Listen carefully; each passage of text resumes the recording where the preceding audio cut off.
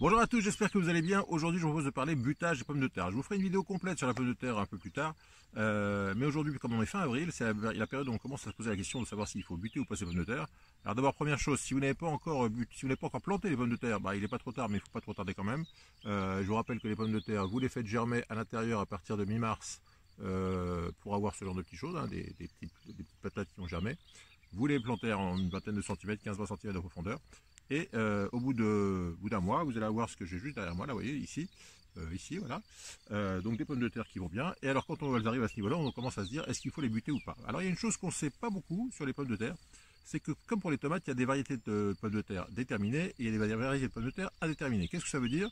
Donc comme pour les tomates, les variétés déterminées, ce sont des plantes qui font un paracinaire et une plante, on va dire un petit arbuste qui a une taille déterminée et qui va arrêter de pousser au bout de 60, 80, 1 mètre, environ, on va dire un maximum 1 mètre.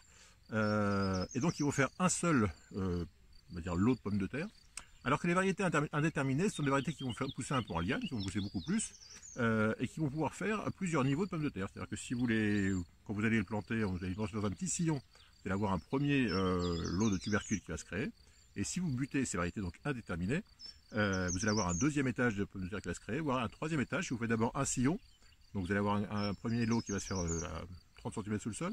Ensuite, vous nivelez au niveau du sol, vous allez avoir un deuxième paquet de pommes de terre qui va se créer. Et si ensuite vous faites une butte, là vous allez avoir un troisième paquet, donc beaucoup plus de pommes de terre que si vous ne butiez pas. Alors, comment faire pour savoir si une variété est déterminée ou indéterminée? Je vous mets un lien dans la description juste en dessous, vers un site qui s'appelle plantepommesdeterre.org, qui est un site qui liste toutes les variétés existantes, et qui vous permettra de savoir si les variétés sont déterminées ou pas.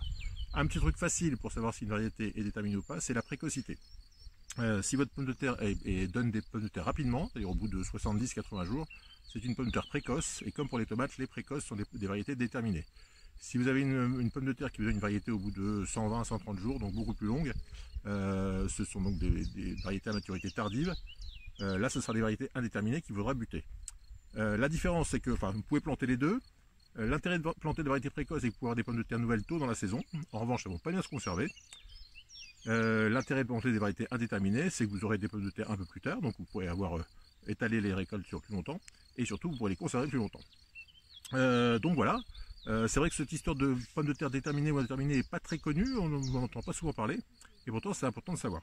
Alors si vous avez donc choisi de planter des variétés indéterminées, comment faire pour les buter? Moi ce que je fais, c'est que j'utilise de la tonte, vous voyez c'est de la tonte de pelouse, ne jetez vraiment pas votre tonte de pelouse, c'est très utile.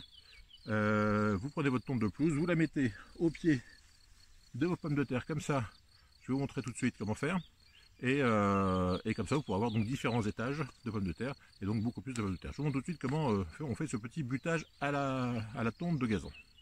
Voilà, donc c'est tout bête, hein. Une fois que vous avez tondu votre gazon, vous prenez une petite poignée comme ça, vous allez entre vos rangs de pommes de terre, vous en mettez une bonne couche, hein. N'hésitez pas parce que même si vous avez 10 cm de tonte, ça va vite se décomposer et en se décomposant, ça va apporter de l'azote au sol. Alors, autre intérêt du paillage, même pour les variétés déterminées, donc il faut un seul lot de pommes de terre, c'est que ça va masquer celles qui vont en fin de saison vont apparaître au niveau de la surface, va les masquer du soleil pour éviter qu'elles produisent de la solanine. La solanine, c'est un composé produit par les solanacées, donc les tomates, les pommes de terre, et qui est toxique. Donc même si vous cultivez des variétés déterminées, pensez à quand même couvrir un tout petit peu, pas buter, mais enfin mettre un paillage de 5-10 cm au pied pour éviter que les pommes de terre qui arrivent en surface produisent cette solanine qui vous empêchera de consommer les pommes de terre. Dernière chose à propos de la culture des pommes de terre, on parle beaucoup des tours à patates, hein, des sacs à patates, enfin des systèmes qui permettent de cultiver beaucoup de patates sur une petite surface, en les cultivant à la verticale. Et parfois on voit sur les forums, sur les groupes internet, des gens qui disent oui, j'ai fait une tour à patates, ça n'a pas du tout marché, c'est nul. Alors ce qui se passe, c'est que si vous cultivez, maintenant vous savez qu'il y a des pommes de terre déterminées et des pommes de terre indéterminées, si vous cultivez une variété à port déterminé dans une tour à patates, évidemment ça ne marchera pas, puisque par définition une variété déterminée ne fait qu'un lot de pommes de terre. Vous aurez des pommes de terre en bas du sac, et puis vous aurez beau mettre toute une couche d'herbe ou de recouvrir de mettre de la terre pour faire en sorte que la tour s'élève. Comme c'est une variété qui est prévue pour ne faire qu'un jeu de patates sous le sol, vous n'aurez pas beaucoup de patates. Donc si vous voulez faire des tours à patates, des sacs à patates, enfin des choses qui montent à hauteur, Choisissez bien une variété indéterminée. Donc c'est pas, je vous rappelle, hein, si vous savez pas trop comment faire, vous allez sur le site plantepommesdeterre.org. Vous choisissez la variété que vous avez choisie et vous voyez si elle est déterminée ou pas.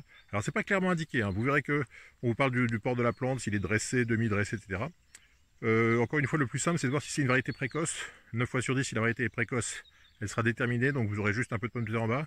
Si c'est une variété à maturité tardive, c'est une variété indéterminée.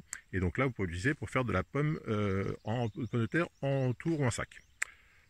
Voilà, donc c'était juste un petit point sur cette histoire de butage de pommes de terre qui, souvent, on se pose beaucoup de questions par rapport à ça. J'espère que cette vidéo vous a plu. Comme d'habitude, si vous avez des questions, des commentaires, n'hésitez pas. Et puis si vous n'êtes pas encore abonné, je compte sur vous pour le faire, ça fait toujours plaisir. A très bientôt pour de nouvelles aventures. Bye bye.